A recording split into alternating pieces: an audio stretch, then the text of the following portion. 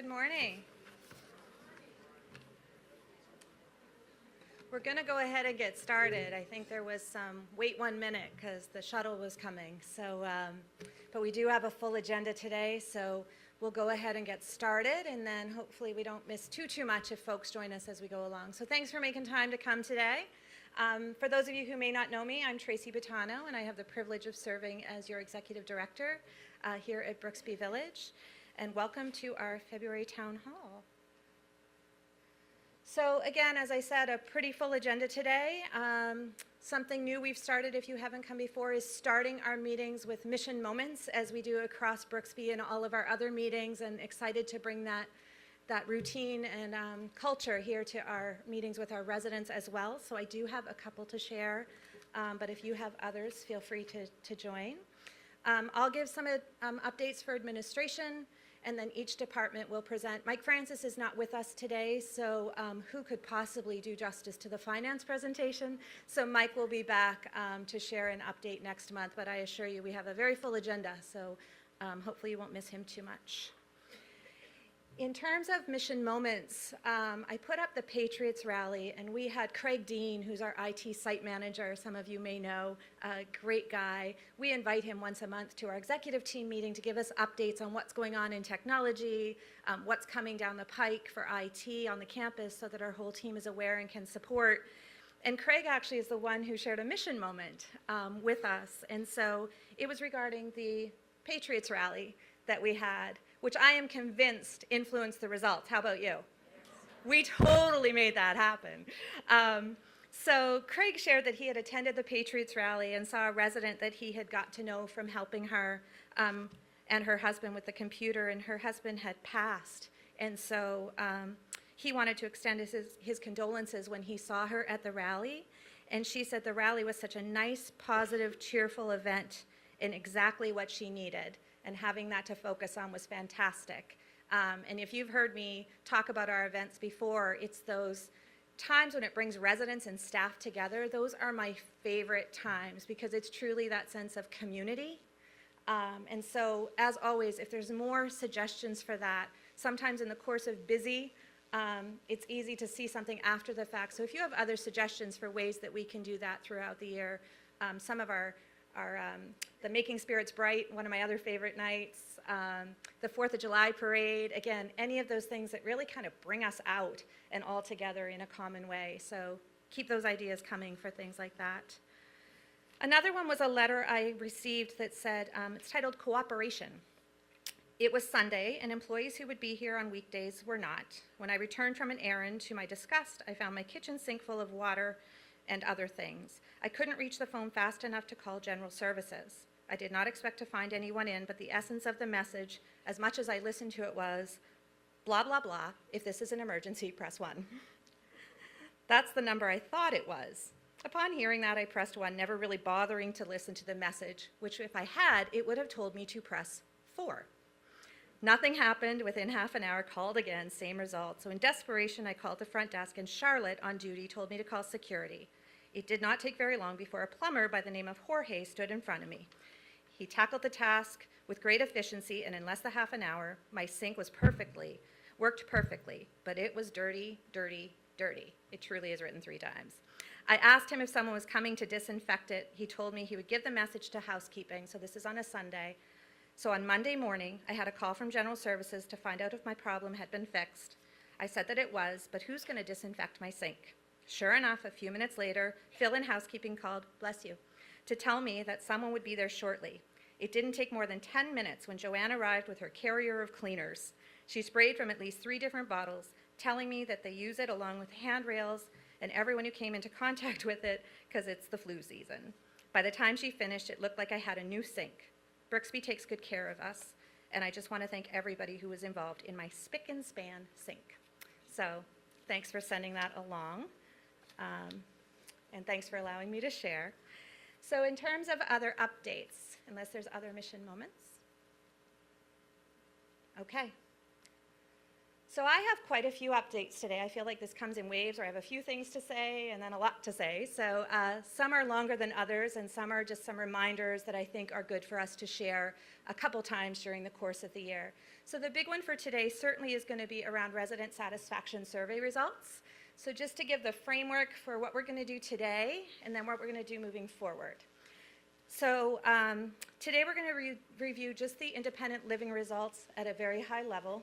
What I want to acknowledge is you're seeing numbers for the first time, and so I don't expect a robust dialogue, question and answer. It's to go over with you, high level, where are we? What are next steps? When will you have the results available to you to pick up? And then you can do your own sort of deep dive, develop questions, and we're going to discuss this every month at these meetings through the course of the year. So I don't want you to feel like this is your one opportunity to ask questions around our numbers. It is the first of many. Because this work only happens if we do it together. So in terms of continuing care, just to talk through that a little bit, those are results that we'll share high level at a future meeting, but also Krista, Tricia, and the team will be reviewing those with residents in continuing care and with families that utilize and experience that level of care as well. So they will have a specific plan to review with those folks also. So in terms of each of the areas, so in the area of administration, one that's not directly on the survey questions, but it's asked separately in terms of your demographics and other things, is would you recommend Brooksby Village to family and friends? And I think I had shared with you that that was 96.1% and had gone up from last year. So what you're seeing there in terms of trending on those 5 areas, 3 of them have gone up 2 consecutive years, so this is the 3rd year that we've seen positive trending and are above the Erickson average. The other, value for price paid, we did see go up from last year and again is above the Erickson Living average. One that's not, so as much as I love to look at the good numbers, I do think part of this is focusing on where are our opportunities, and you've heard me say that as well. We don't want to only focus on what's not going well because we can learn from what we are doing well and how does that influence those results. So I am a strong believer in looking at both ends of the spectrum. But one that jumps off the page is responsiveness to inquiries or concerns. And so we've seen that go down 3 consecutive years. So clearly that doesn't feel good. And that is going to be a big area of focus for us as we develop our action plan this year, because communication is key to everything. And if we're not getting that right, everything else suffers. So we'll be working through that together as an area of focus. In general services, and I'm sorry, I can't see the screen up here, I can just see the slide, but the 2018 numbers are bolded, and that's that first column, and then it's 17, 16. The Erickson average for this year is on the right. So in terms of general services, again, I think there's things to celebrate in terms of safety, the appearance of the grounds, confidence in the security staff, and then we saw the transportation team go up this year after taking a bit of a dip. So I know a lot of hard work from Sarah and the team went into that, which was good to see, as well as being above the Erickson average in many of the areas with the exception of cleanliness. So let's talk themes and focus areas on this slide. So even though we're above the average, I think again that theme of communication, timely response to maintenance requests. So that went, it stayed the same, but went down from 2016. We're below the average. So we really want to make sure that we're addressing that area. And then overall cleanliness of common areas. So you're going to see themes around responsiveness and cleanliness. And those are 2 areas that are jumping out for us as things that we need to work on as we develop our plan for 2019 to do better. In the area of daily living, again, we have some areas that are showing year-over-year positive trending, but I even italicize the areas we're working on, so I'm sort of calling out our opportunities, if you will, but timeliness of communication. So you see that thread coming through: communication, responsiveness, timeliness, and we're seeing that in this section of the survey as well.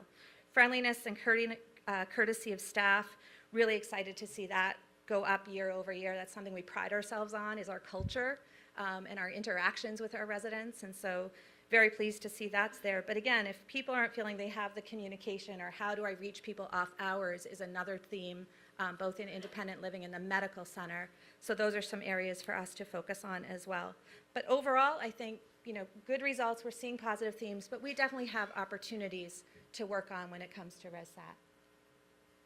Dining services. Everyone, this is the one thing every resident experiences is dining in terms of service. So again, one of the themes there, the cleanliness of dining areas. So we've seen some themes there. One thing that jumped out from some of the comments is the chairs in particular, some of the carpets in the hallways. So that's an area that we'll be focusing on, and again, showed some negative trending and a little bit below the Erickson average.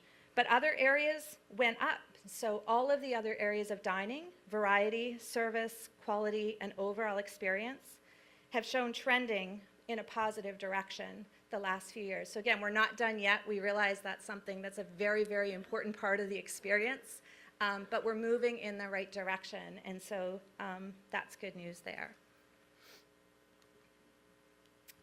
The medical center.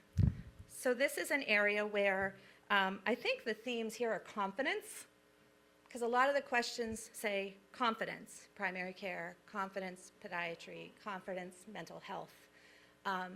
So we have some work to do here, and I think what we're going to need to do is reach out to folks who actually utilize the service. Say, what does that mean?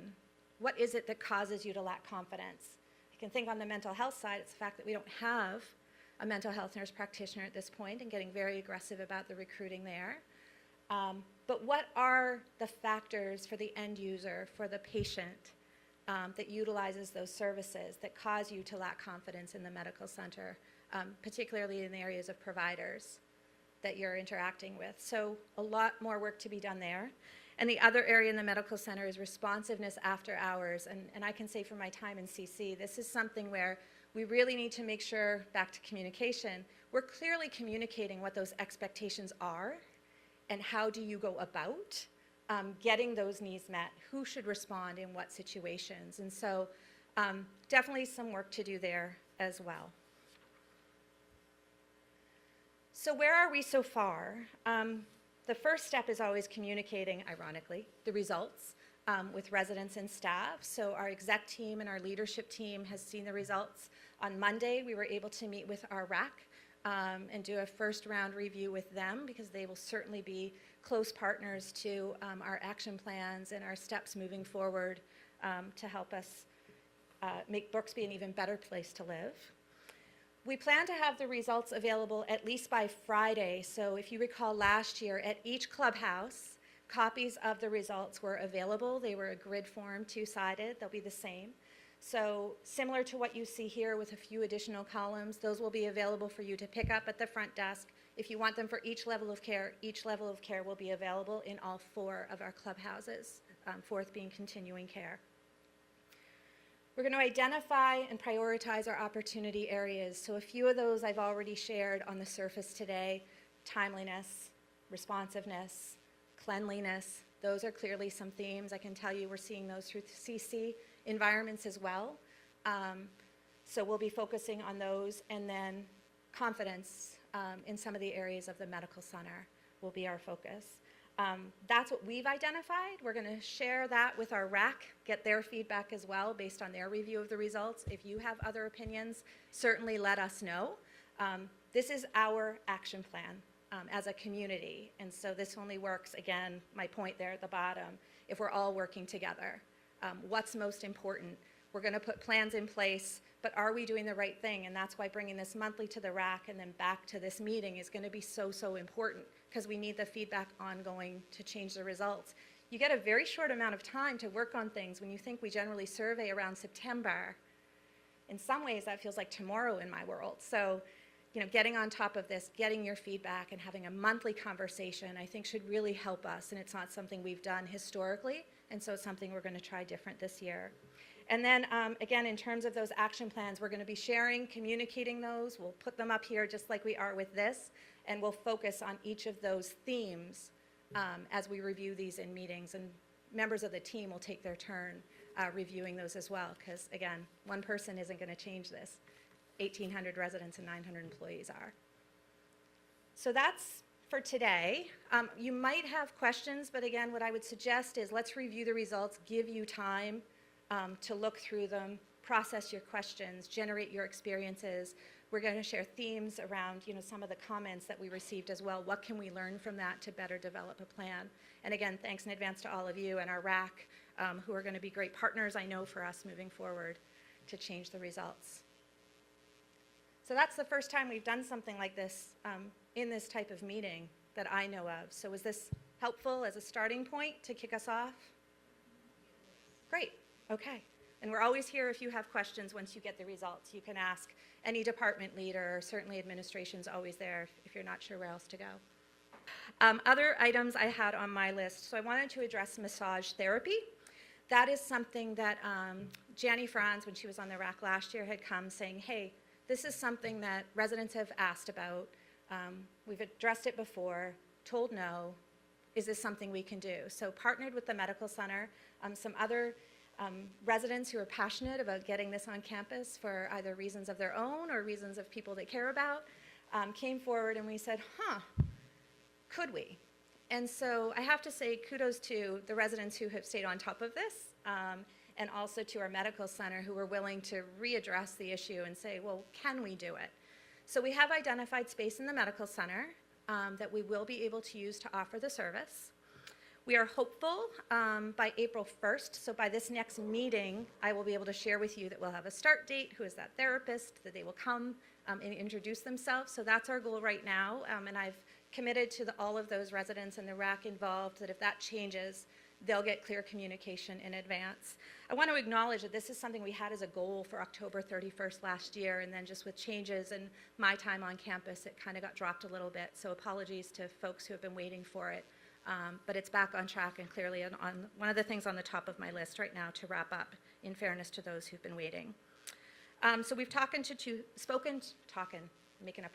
We've spoken to two therapists that are interested. We do have space identified in the medical center. So now it gets into all the fun barriers, right? Contracts, lease agreements, and that kind of stuff, which is the less fun part of what we're doing here. But if we can wrap that up in a timely manner, again, the goal is that by next meeting, we will have that in place. And just a reminder that the medical center always wants me to say is that this is typically a private pay service.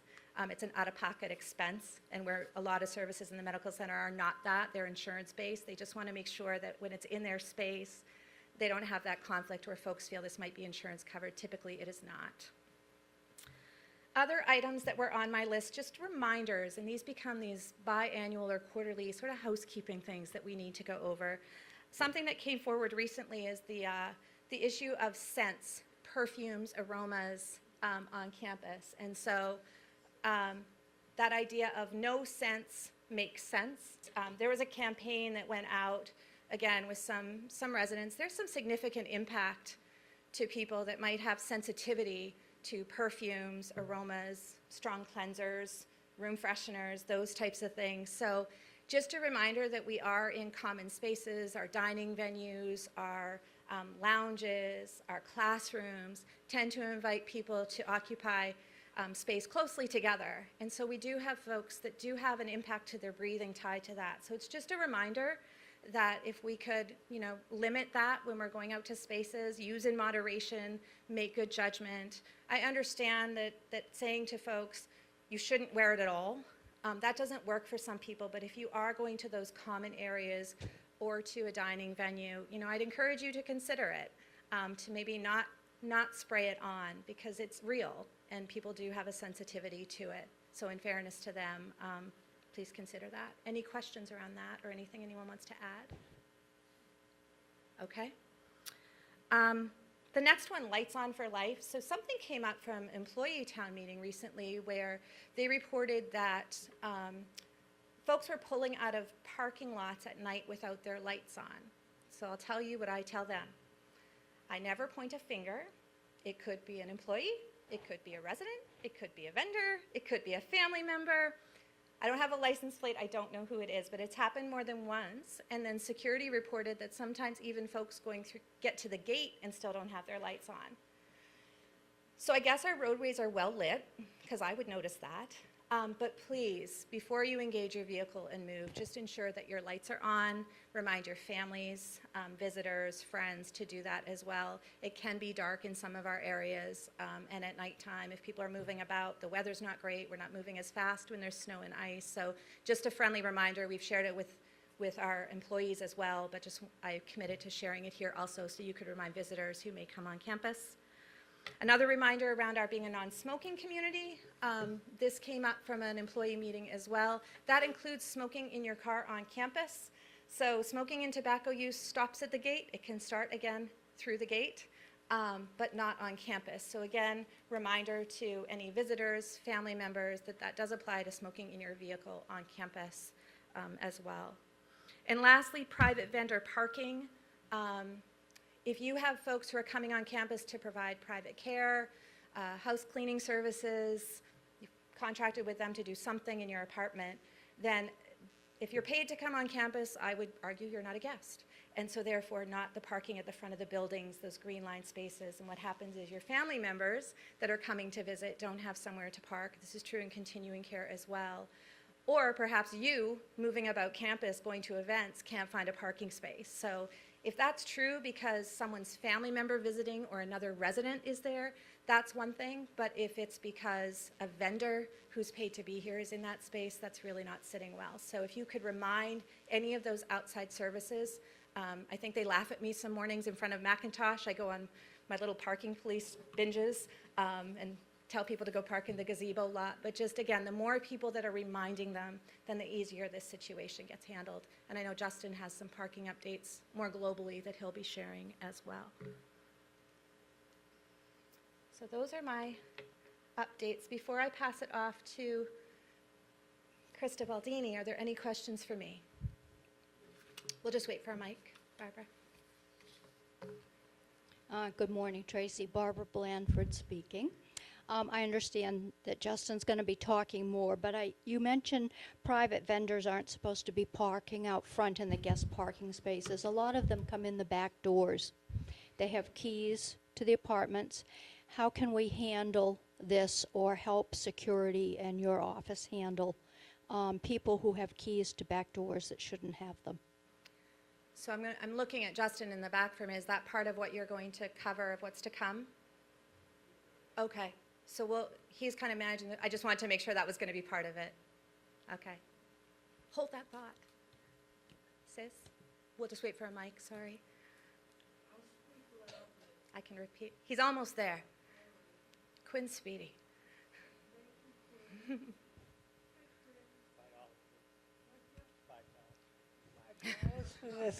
Okay, Chief. I don't know if this is in your bailiwick. I would like to put out a proposal that Brooksby look into having their own X-ray machine or X-ray technician. It's getting more and more difficult for people to get out. I know that when my husband was in continuing care, they had a mobile unit that came over and helped him with an X-ray. I would like to propose that this is something very serious.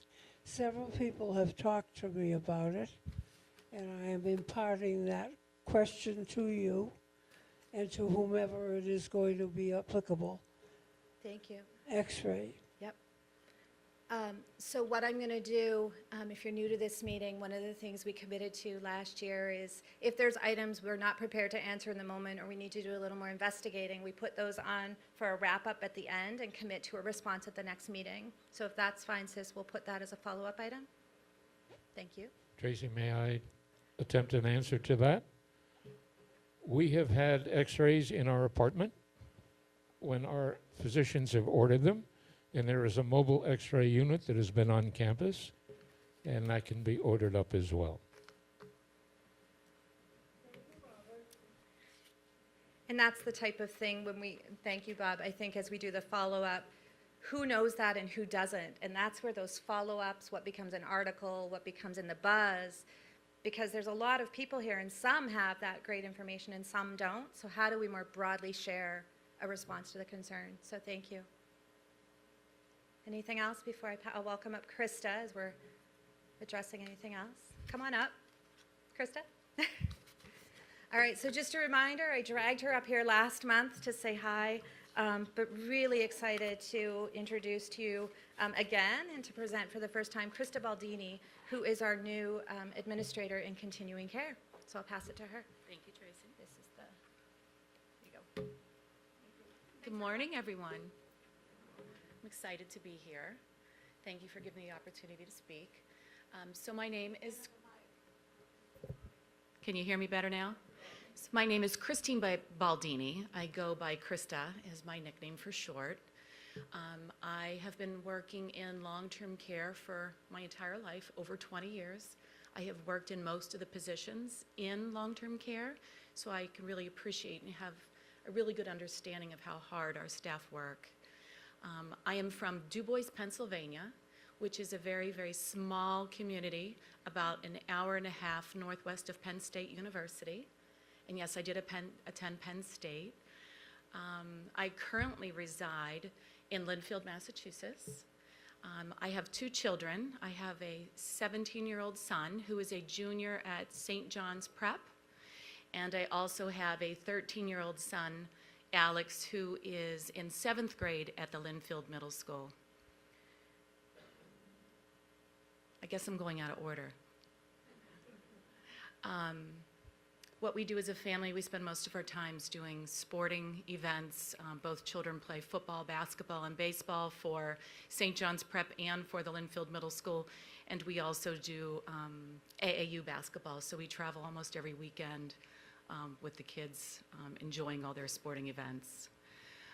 So my focus over the next 30 days, and what I've been focusing on in my first 30, is learning the Erickson systems and processes. I will say that Brooksby Village has given both Tricia and I, Tricia's not available today, a fabulous orientation. We have learned so much over the last 40 days. It is absolutely the best orientation program I have ever attended in my 20-year career in working in long-term care. Everyone has been incredibly welcoming and very patient and helpful to both of us. So we're really focused on recruitment. We've done a really good job with recruitment so far. We have hired the following: a director of housekeeping services for continuing care, and her name is Anna, and she's going to be starting March 11th. We also hired a staff development coordinator who will be responsible for our education and our infection control reporting. Her name is Tara Scaloria. She is starting on March 11th as well. And we've also hired a business office manager. Her name is Julie Russo, and she will be starting February 25th. So that's wonderful, wonderful news to our team at Continuing Care and for all of you who may have loved ones in continuing care, so that you have a point person to have your questions answered. What we're focusing on in the next 30 days would be a plethora of things, to include additional recruitment, which will be for our care associates on all 3 shifts. We're also looking for a wellness manager, and a director of social services. Currently, the director of social services position is vacant, but we're utilizing contracted services for a social worker to represent that department until we hire our own staff. So over the next 30 days, both myself and Tricia will continue to focus on learning the Erickson systems and processes. We will be establishing rounding as part of our daily practice throughout the neighborhoods, getting to learn residents and their families, develop relationships with my team members, and traveling to Baltimore on 2 occasions in March, so I get to learn our corporate partners and get to learn from my colleagues who run other communities. So I look forward to meeting you and getting to know you. Is there any questions that anyone may have for me at this time? Well, thank you very much for your time. I hope you have a wonderful day. Thank you.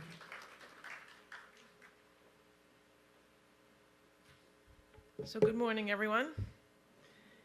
So my name is Mary Naughton. I'm the Director of Human Resources here. I think I have met most of you, but if you're new, I've been with the company now 16 years, which is just amazing. So thank you for letting me work in your home every day. Certainly love what I do here. So each month we get to talk about who our Employee of the Month nominees were, and then we talk about the winner. So this past month for January, it was Claudino Canella, who is a utility worker over in Continuing Care.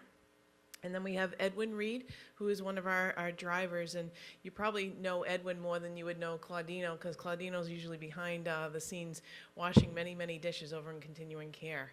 So we had a tough job of coming up with one winner, and it was a great luncheon we had back in January. So our winner for the month of January was Claudino, who is right next to Charlene there. So let's give him a round of applause. And so Claudino was nominated by 2 line cooks in Continuing Care, as well as the executive chef in Continuing Care, Robert O'Connor. And some of the words that they shared about the work that Claudino does every day is Claudino always comes into work and goes above and beyond with a smile every day. He's worked extra shifts. He's picked up extra shifts on the weekends. He is always happy and supportive of this team, no matter the time of the day or how busy he is. He is a great coworker, and we can always count on him.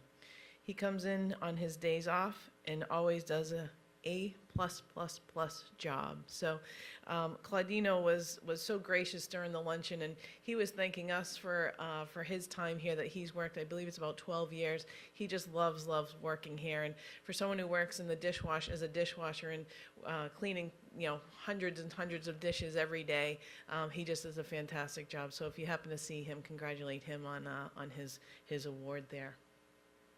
Any questions for me while I'm here? Okay. Next up, we're going to have Sue Davis from our sales department speak with us. Good morning, everyone.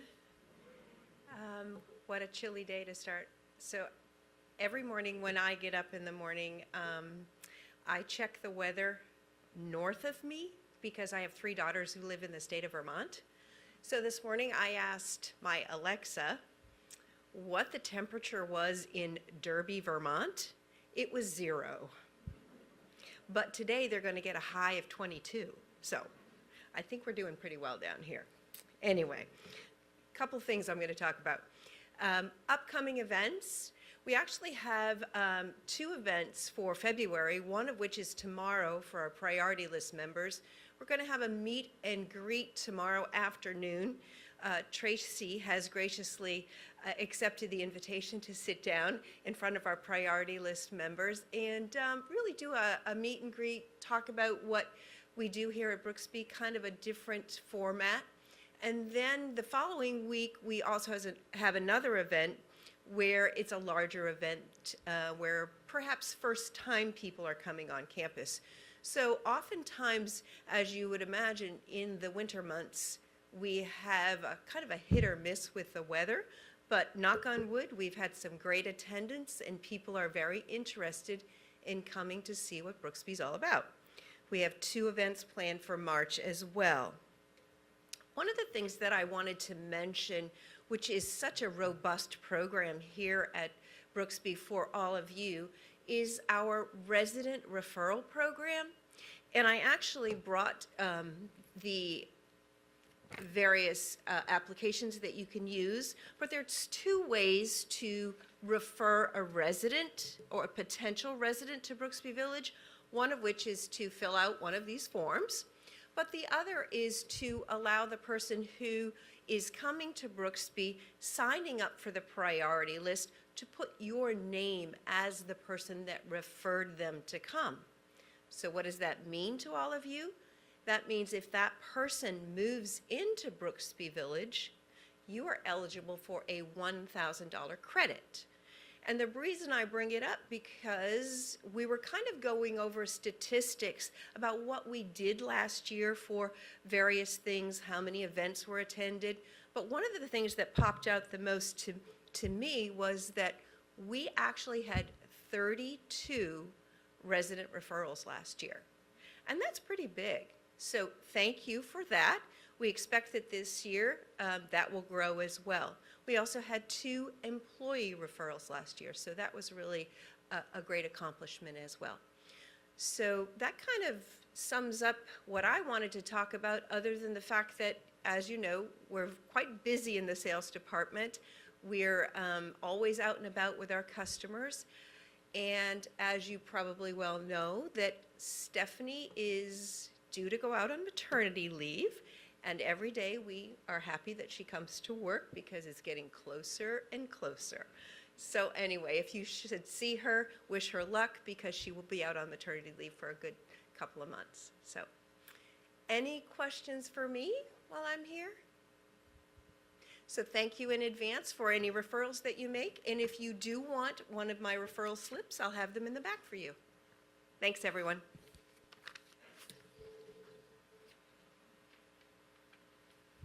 So good morning, everyone.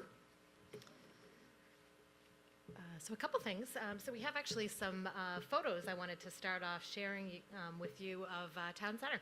So I don't know if you've caught it, but on Thursday mornings, following Good Day Brooksby, right after 10:30, so around 10:35 or so, we are doing a show with just updates. Could be a 5-10 minute show. It's been Peter Tamino, our project manager, most weeks, who's doing the taping. And what we're doing is the TV studio and Lauren have really been helping us do some on-location filming. Really fun, actually. Someone was sharing with me that we've actually showed the same spot for 4 weeks running, so you can actually see the progression on the different areas. It was news to me because at work I don't sit around watching TV too much, but so thank you for sharing that information. But if you have a minute, tune in and you can see everything that's happening. So this is actually a view that's going out the back door into the green tree from the kitchen.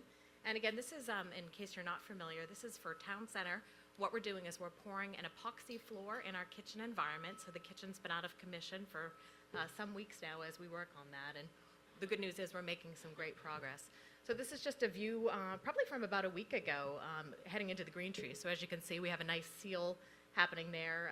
It's funny, you can kind of hear some muffled noise from the kitchen, but you really can't tell that there's a cafe there on the other side. You may not have seen it, but there were some trucks out there, and they were actually pumping concrete into the windows. It was really something.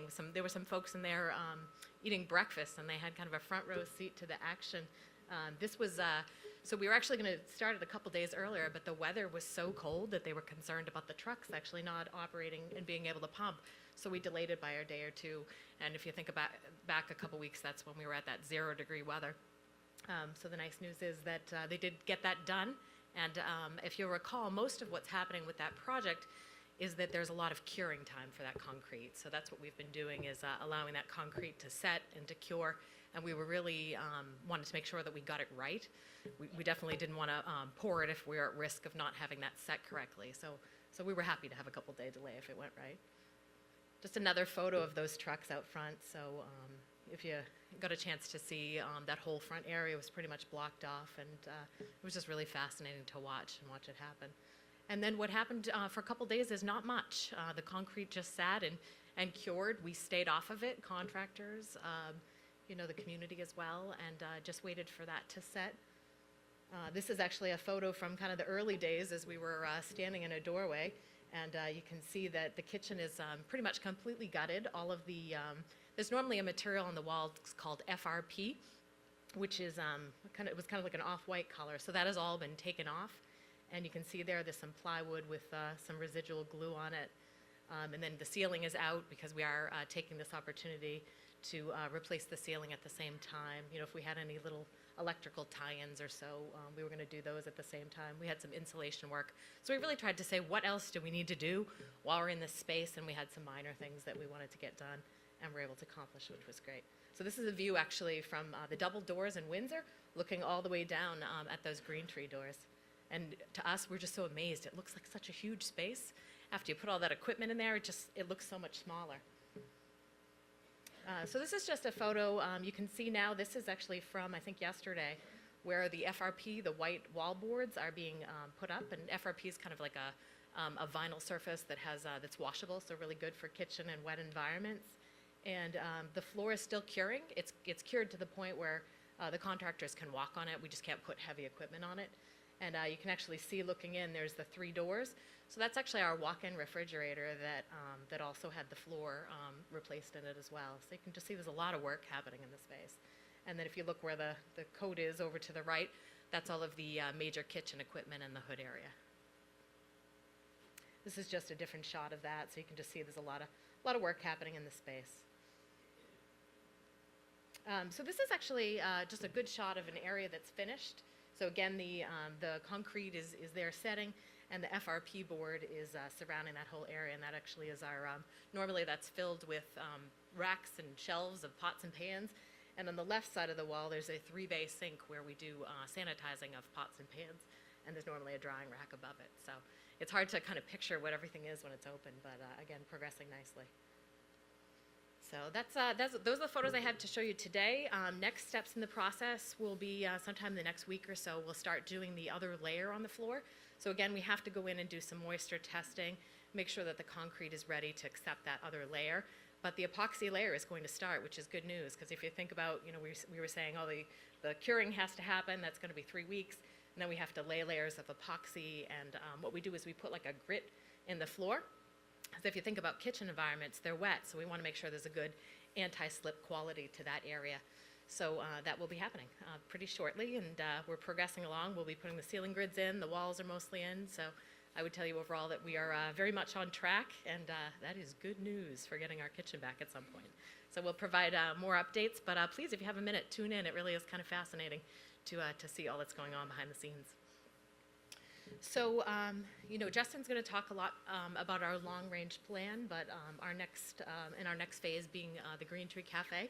So we do have some information on when we'll be starting that project, which I know is probably the most frequent question that I and the rest of the team get. So we are looking at March 11th as the date when we will be taking the Green Tree out of commission. So we're looking to be about normal till about that 10th. And Justin will talk a little bit more about that. So our plan is we will update you on what we're going to be doing from a dining perspective. But that is, again, progressing along nicely. And I think you're kind of accustomed to what we've been doing for the last few weeks. We have another phase of that, which includes some carry-out options for the cafe. But in the meantime, business as usual. So we still are offering breakfast, lunch, and dinner in that cafe environment. Come see us. It's been a little bit quieter than normal, which tells me that maybe folks don't know we're open. So please feel free to spread the word on that. I would be very remiss if I didn't say a big thank you. Everyone in this room and across the community, you've been so kind to our staff. They are being constantly thanked as they're wheeling things from area to area. They've been accepting food deliveries outside, which doesn't seem like a big deal until you see them with their winter coats on and you realize it's 10 degrees outside and they're putting away a food delivery in a freezer. Maybe not exactly where you want to be at that time, but everybody's really been so good-natured, and you've all just been so thankful that I think it makes it worth it for everybody. So just a big thank you to all of you for this time. So other things that we're doing, we're trying to continue to offer some different things, some different stations. So we did do like an angel food station one night. We have plans to do like a blueberry cobbler, hot blueberry cobbler station. So we're trying to implement some new things and some little surprises when you come for a visit. So check those out. We also are, just like in all the other restaurants, just wanted to talk a little bit about what our process is for special requests or if you have an allergy. So just a couple of reminders. If you do have an allergy, we really strongly recommend that you use the word allergy with our staff. If you just tell us that you can't have something, we don't look at that as stringently as if you tell us you're allergic. If you say you're allergic to something, we handle that in a very different way, where we make sure there is verbiage right on those slips that go into the kitchen where it says allergy. The chef is double checking that those dishes are correct. We actually use separate pans to cook things. So if you, maybe you're getting a chicken parmesan and you can't have a crumb on it, for instance, that would be put in a separate pan. We wouldn't be using the same equipment for that. We wouldn't be putting it on the same cutting board as something that had a breadcrumb set up on it. So just really important that that word allergy is used. If you say, maybe the word gluten to a student, it might not mean as much as allergy, so we would just strongly encourage you to tell this. One of the things I worry about is because a lot of times we have repeat diners to the restaurant is that the students actually get used to your preferences and perhaps your allergies as well. I would just tell you, never assume that somebody knows what your allergy is. always remind us. We are happy to have you tell us again and again because we want to make sure that we get that right. If you do tell us it's an allergy, we also have someone specially deliver that meal to you. So if there's ever a meal that doesn't get to you tableside, or maybe even to a family or a friend, and someone isn't, like a manager isn't bringing that specially and kind of double checking that tableside, let us know, because we would want to make sure that there isn't a breakdown in our process somewhere. So we would just ask you to bring that to our attention. The other thing is, with the renovations, we do have some accommodations that we can make for special requests. So if you have something that, that you need, perhaps there's nothing on the menu that you can eat, perhaps you have an intolerance to an ingredient, let us know, because we do have some items that we can help accommodate. So whether that's in Windsor or in Green Tree, we would just strongly suggest that you see a manager for that. We are prepared. The other thing is that the wonderful thing about the whole signature program and the cook to order, if you're eating in the cook to order environments, is that we can specialize dishes for you. So if maybe you're on a lower sodium diet and you can't have soy sauce, which has a lot of sodium in it, you can ask to have those items removed. You could ask to have a stir fry without that, which makes it a lot more maybe palatable for your diet. But just know that you can omit items. And if there's also an item that you like, maybe you love shrimp scampi and you really think we need more garlic, tell us you want us to double up on the garlic. Or on the flip side, if you're allergic to garlic, say you don't want any and that you're allergic. So we can make those accommodations because we're making those dishes to order. So just a reminder on that. So just a couple other things. We are in the process of recruiting for a campus executive chef.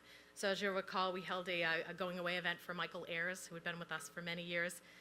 He is still with the company. He just moved on to a different role, so we're very excited because it was a promotional opportunity for him. But we are looking to backfill his position.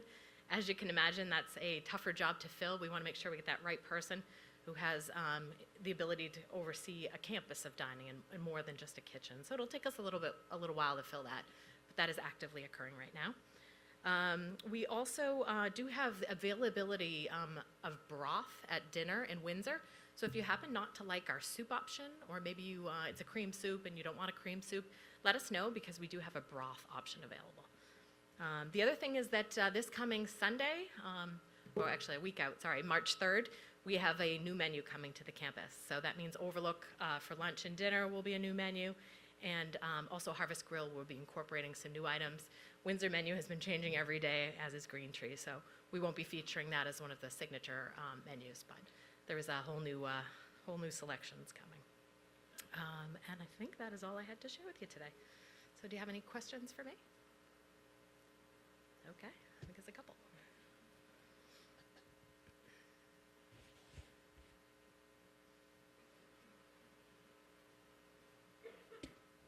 Thank you. With the impending storm coming tonight, such as it might be, are the dining rooms going to be in operation? Sure. So we do plan on normal service this evening. The snowstorms are tricky for us. Sometimes we're looking at just the overall impact of the snow. Other times we're looking at timing, because one of the things that we know is we're bringing 100 students onto campus, for instance, and we maybe don't want to put 100 students on the road unnecessarily. So I know sometimes outwardly it might look like, really? Did they call a snowstorm for this? But we really are just trying to figure out the timing of it and whether we can get staff on and off campus safely. But yes, tonight we're anticipating normal service. Great question. Are we getting close to a chef in Windsor yet? We are having ongoing interviews. So if you didn't hear the question was about a chef for Windsor. So we are looking for a chef, and we continue. It's a multi-step process. We actually bring any potential candidate in for a bench test. So we actually have them cook for us, and they have to cook us a 3-course meal. And I will tell you, some candidates who look great on paper, maybe the cooking doesn't go quite as well, so they end up ruled out of that process. So it's a multi-step process, and it's kind of fun to be part of a tasting and get to sample someone's creative menu as well. But it does help us find the best candidate, so we are in the middle of that process. Thank you. I heard you mention the date March 11th, but I didn't get what was happening. Sure. So I'm trying not to step on Justin's toes too much, because I know he's going to do long-range planning. But March 11th, it would be the date that would be looking for the Green Tree to be under renovation. And the reason I'm bringing it up is because I know it has a big effect on dining on the campus. So we do plan to do some messaging around exactly what that means and what the options are. So look for that. Charlene, Yes. going back to special needs for persons who are physically constrained to dining at town center, where the meals are now being prepared in Harvest Grill. How are you able to accommodate special needs and special requests under that system that'll be in effect for another month or two? Sure. So we're very lucky at this current time. We have Green Tree, and we've been able to use their cooking facilities. And then once of course, the Green Tree is taken offline, then we would move to having some accommodations made out of the Harvest Grill kitchen. But we absolutely have been able to meet those requests. We do tell folks, it could be 10 or 12 minutes, and most people have been fine with that. So thank you for those. I know you try to bring all the meals at the same time, and if there's a table of 6 or something, we have to wait for our meals. But the problem is, if you're waiting, sometimes your meal has been sitting for a while and it's not really hot. Is there any way to make sure that the meals are hotter? Would this be an Overlook or a different restaurant? Overlook, okay, sure. We can absolutely revisit timing with the chefs. They're very good at it overall, so I'm assuming that something needs some adjustment because things have kind of a normal timing to them. We haven't changed our menu recently, so as long as you time entrees by the moment that you need them during execution, it usually goes pretty well. So I'm thinking there's something that's off a little bit with our timing, so we'll take a look at that. Thank you. Okay. All right. Well, thank you so much. Appreciate all your questions.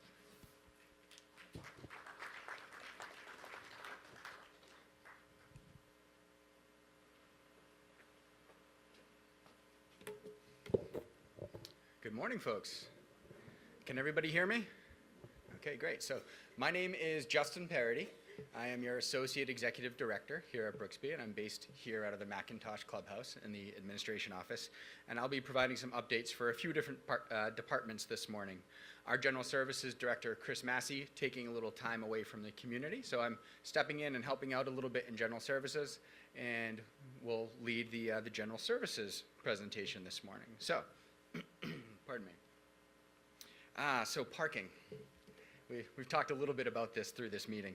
So what I'm going to do is I'm going to give an update as to where we are now, why not just Brooksby Village, but as an enterprise, we took a little step back with a program we were rolling out, and we'll talk about what's to come.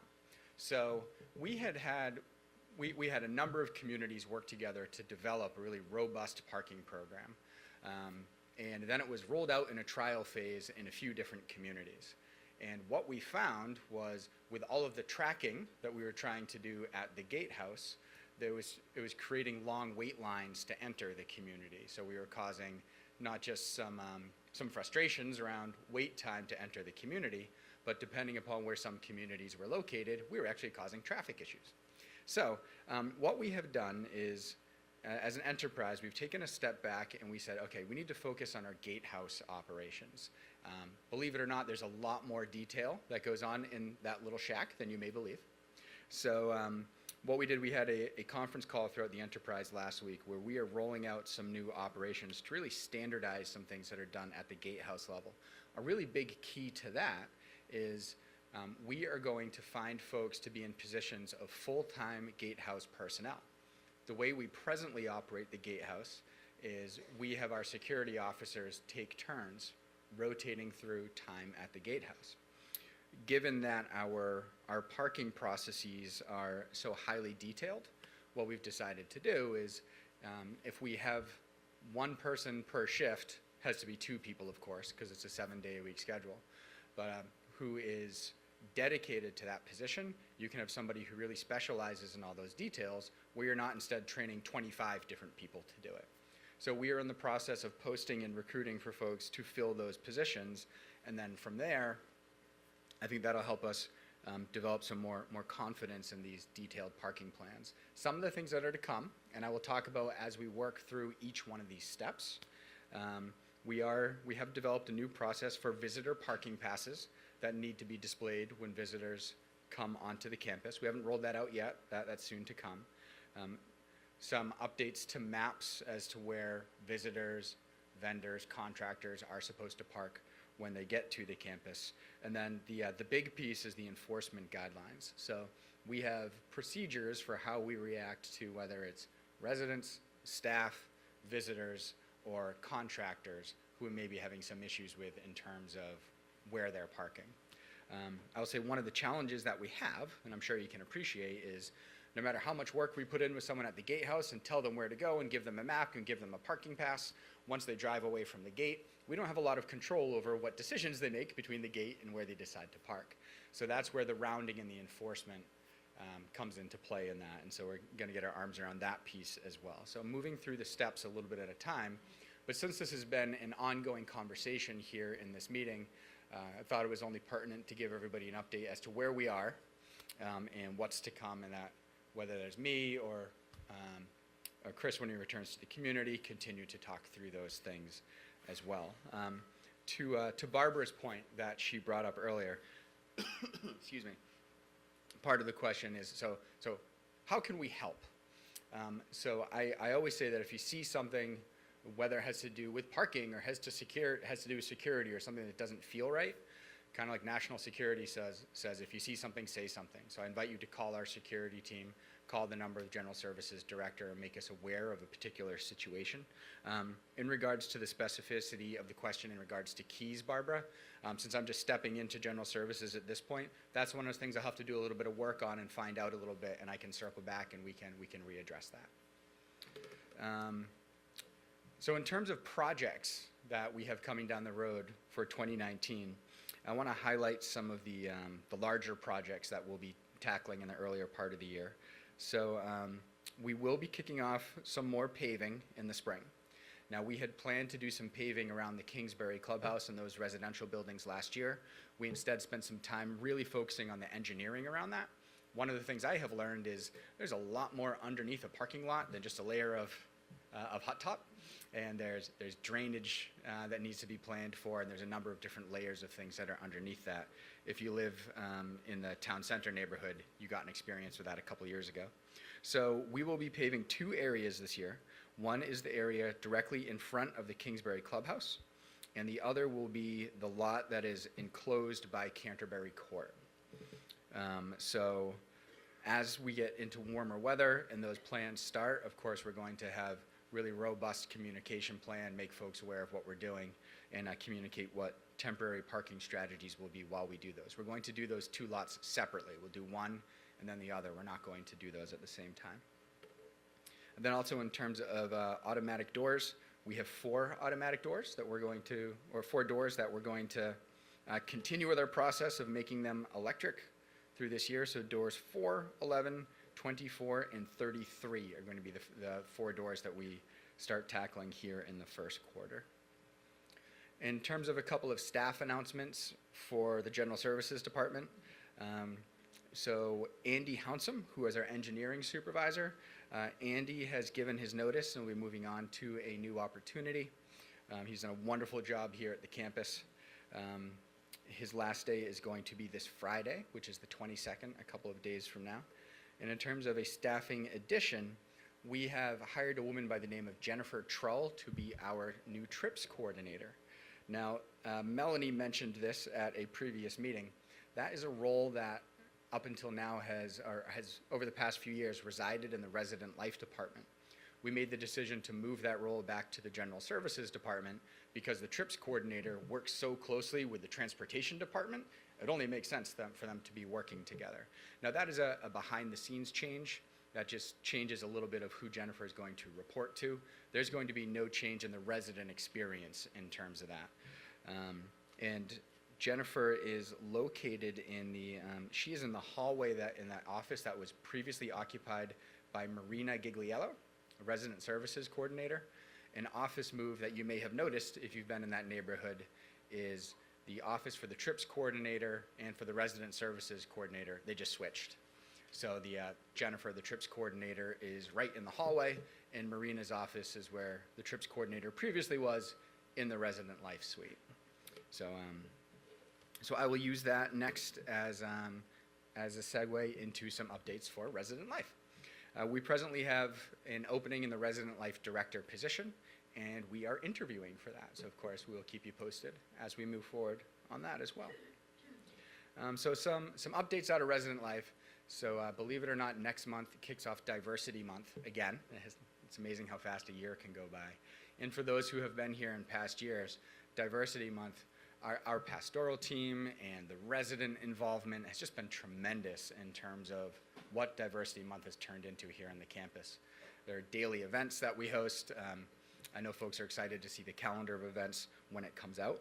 And one highlight for, excuse me, one highlight for Diversity Month is due to tremendously positive feedback, we're going to have the Taste of the World food event again, where we're going to have staff from the Brooksby Village culinary team are going to produce meals based upon maybe their own ethnicity or maybe family meals that they've had passed down through the generations.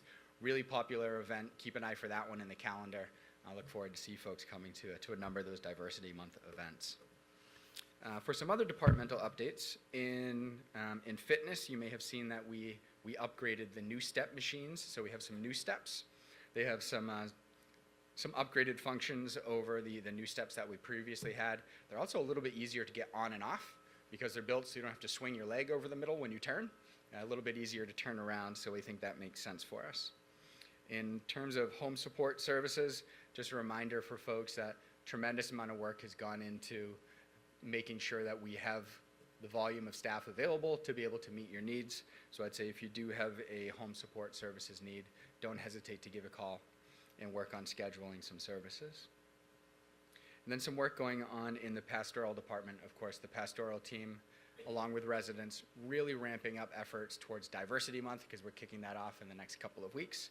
And also, I wanted to acknowledge the Don't Be Scared, Be Prepared series. Now there has been a tremendous presence from residents, and attendance has been phenomenal. And that is an event that is almost entirely driven by residents. I think it's a great example, that along with the Diversity Month, of just how well we can coordinate things when we have staff and we have residents working together. But I can't be more clear that the Don't Be Scared, Be Prepared has been almost entirely driven by residents, and just a phenomenal job to the folks who operate that. Yeah, thank you.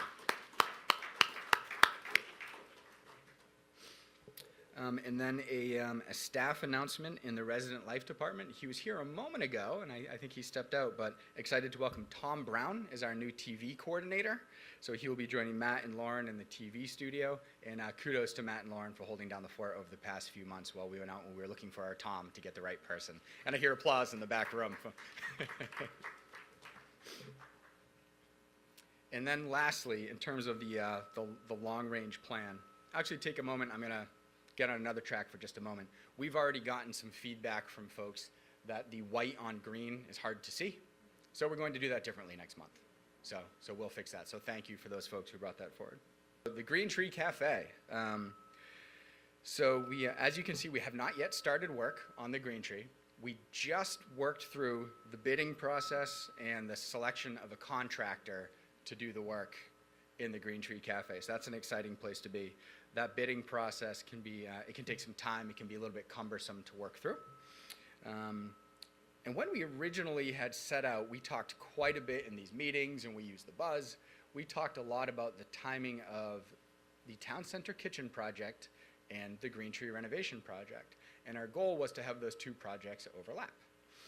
In terms of trying to coordinate with contractors, the Green Tree project has been extended out a little bit further than we had originally anticipated.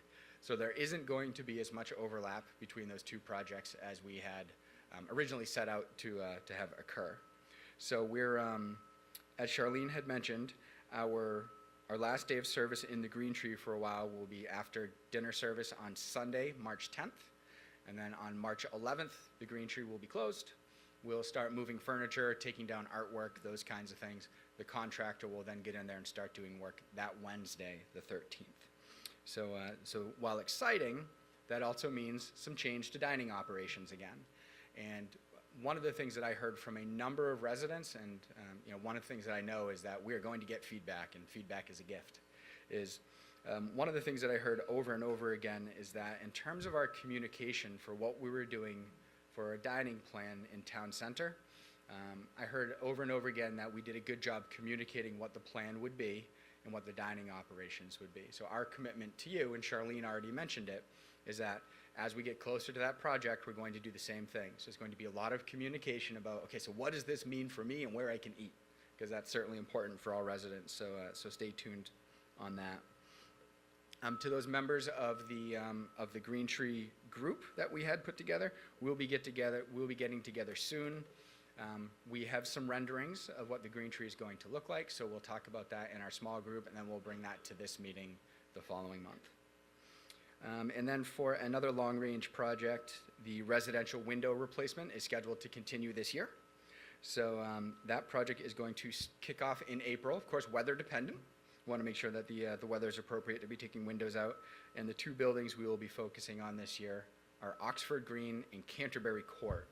So this is our third year of that project. I say we have learned an awful lot doing it the first 2 years. Peter Tomino, our project manager, has done a great job running point on that project. He's going to continue to do that, so he has quite a bit of experience he's going to pull over into this year. And of course, there'll be communication that comes along with that when it becomes your turn to have new windows that are installed in your apartment.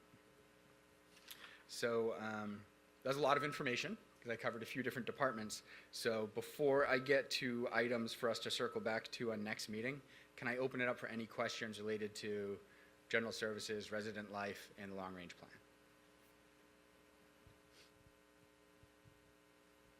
Just very quickly, Yes. for the windows, Mhm. which area is going to be started first? Oxford Green or Canterbury Court?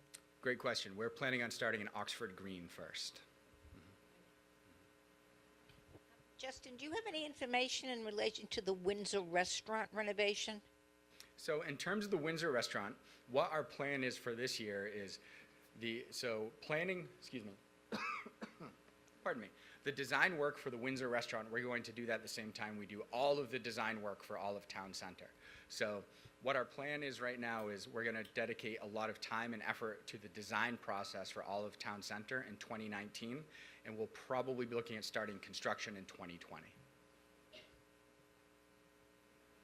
What, if anything, are you planning to do about insulating water pipes so our residents don't have to experience the floods that they experienced this year?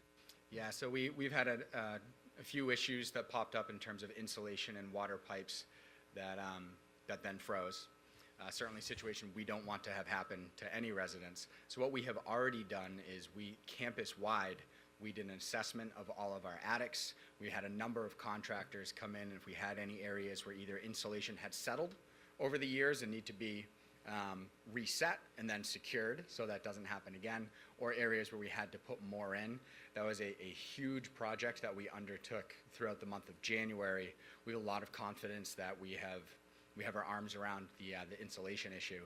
Some of the things that happened were because insulation that had been there previously had sagged or had blown out of place, and we now have confidence that those things are securely put back into place. But it's a very good question.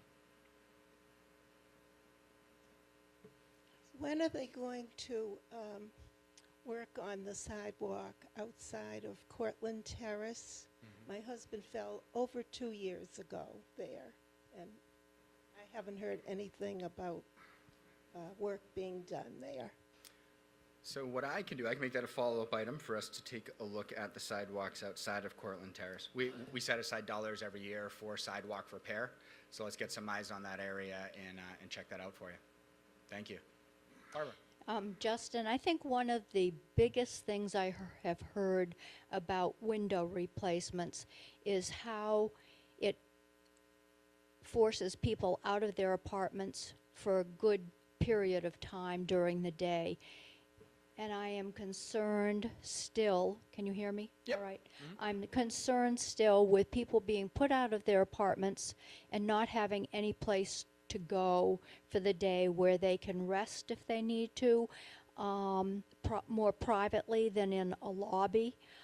They have to plan for their meals during the day, and I'm wondering if management has given any consideration to changes in how they're handling this. This is a big problem for a lot of people. people? Yeah, so I'd say what that probably comes down to, Barbara, is probably a little bit of communication, because we did do a lot of things related to that in town center. So there will be times where we have to enter your apartment and we need to do a little bit of work. Part of that is just apartment style living, and I'm sure everybody appreciates that. We do have some folks who came forward and said, you know, I have a particular medical issue. I need to rest at a certain time of day. There are certain circumstances that I have where I need a place where I need to lie down during the course of the day. And what we've done with a number of residents, there may actually be some folks in this room, where we're able to arrange some accommodations for that person due to their condition. What we don't do is we don't do that just because it happens to be a matter of inconvenience that we're in your apartment for a number of hours. But we do ask that if somebody has a particular medical issue that creates a genuine hardship for them, there have been a number of residents that we have worked with in regards to that. So I do know that there are circumstances that popped up where some folks brought some issues forward after the fact, to which I say some of our messaging has been, if you have an issue, you have to let us know, and then we can partner with you to see what makes sense. Justin, could you clarify something? I understood from people who went through this that they had to pay to have these other accommodations. So it's a case-by-case basis. It depends upon whether or not somebody had a genuine need that would potentially create a hardship for them, or matters of convenience. So there have been circumstances that come down on both sides. So it really does depend upon what's happening with the resident. I ask the residents to come forward and let's have a conversation and figure out what makes sense. What buildings did you actually put insulation in on the top floor? Because I'm on the 7th floor in Devonshire, and I was just wondering if you've gone up there and looked. So we have gone into the ceiling of every single building and looked. Which buildings had which scope of work, I don't have that here in front of me because we certainly have a lot of them, but I can assure you that we have been in the attic of every single building that we have on campus. Good question. Justin, did you know that we've reached a milestone yesterday? What milestone would that be, Bob Vincent? A couple moved into Brooksby, taking with them the first all-electric vehicle.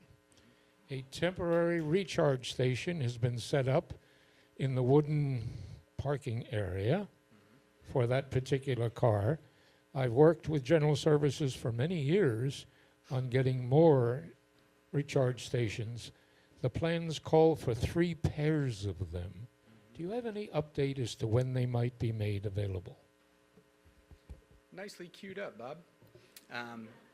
So yeah, we do have a temporary charging station that is set up while we're going through the work of placing in a permanent charging station. So we do have a plan for one to go in this year. We're working through the process of where exactly does it make sense for it to go, and then things like if we have to dig a trench, we need the ground to thaw a little bit. So it's not happening in the next 6 weeks, but we do anticipate having our first electronic charging station is going in this year. Use that as part of our sales pitch henceforth.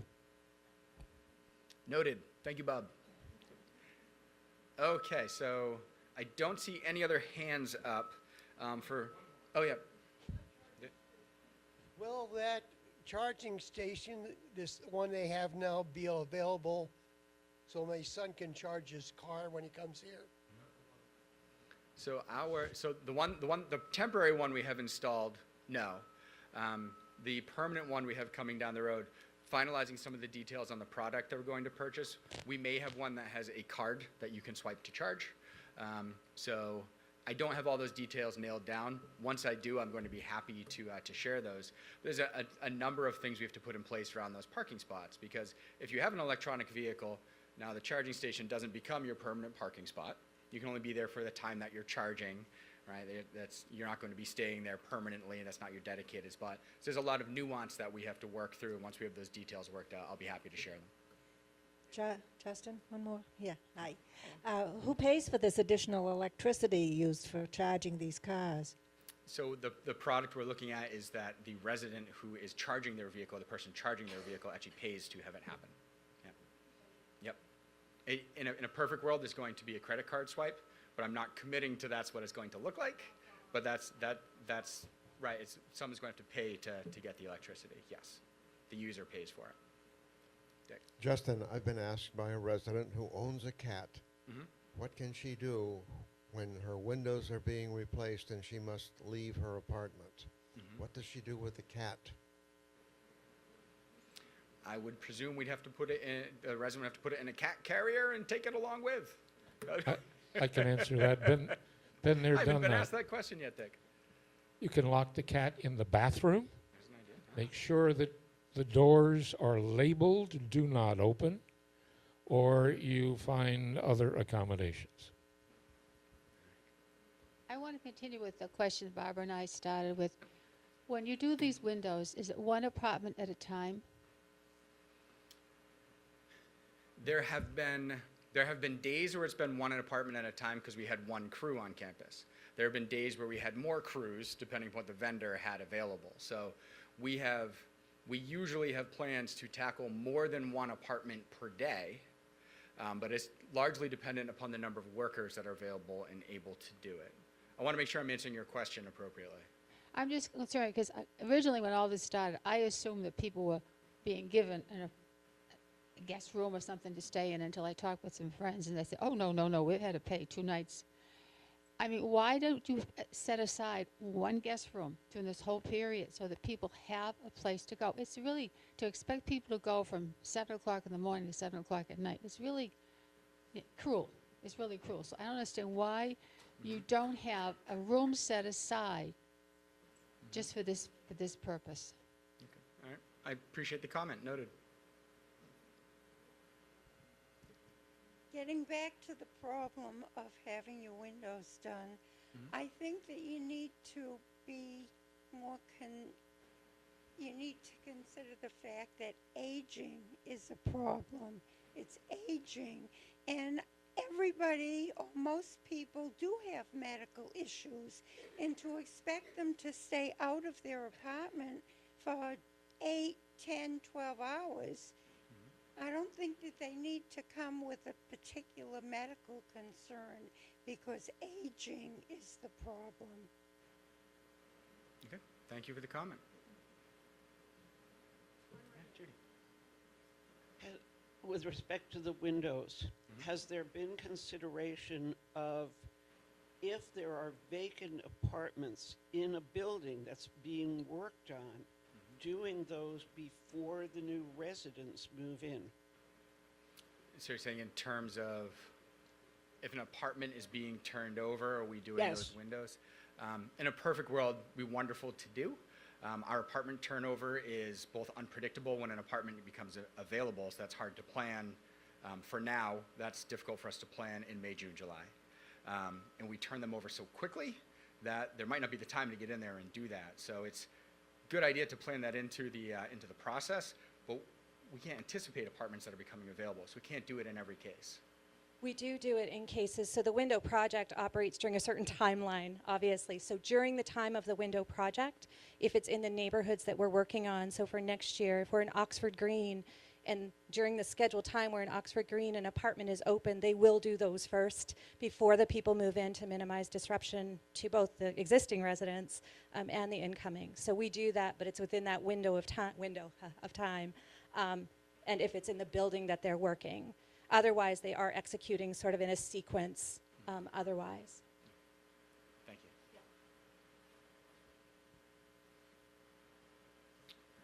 you. Okay. So so we do have a list of a few follow-up items for next time we get together. One was a question around X-ray, questions related to some keys from Barbara. The white on green doesn't work, so we'll fix that.